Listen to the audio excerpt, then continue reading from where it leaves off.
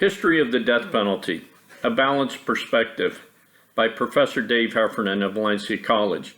This is part 1 of a 5-part series. The origins of the death penalty. English colonists of the 17th and 18th centuries brought over a long list of death penalty crimes, including things like treason, murder, manslaughter, rape, robbery, burglary, arson, counterfeiting, and theft. Religion played a significant role in the life of the colonists. Early northern colonial penal codes were actually harsher than the English law due to the religious origins of these colonies.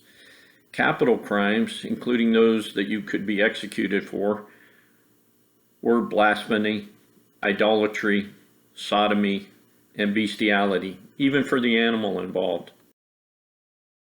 There are actually 3 traditional rationales for the death penalty: retribution, deterrence, and repentance.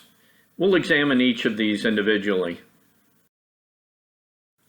Retribution. Retribution is punishment inflicted upon someone as vengeance for a wrong or a criminal act. Retribution comes from the Latin retributio, or retribute, to assign again. Thus, it is the act of reassigning the harm done to the harm giver. Deterrence.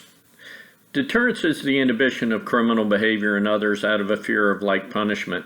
There's actually 2 types of deterrence: specific deterrence and general deterrence. If one specific offender is deterred from recommitting a crime, that's specific deterrence. If the general population is deterred from committing a crime, that's general deterrence. And the theory works like this: if the punishment is significant enough that it outweighs the potential benefit of committing the crime, then somebody is deterred. If that affects one individual, then that's specific deterrence. And if it affects the general population, that's general deterrence.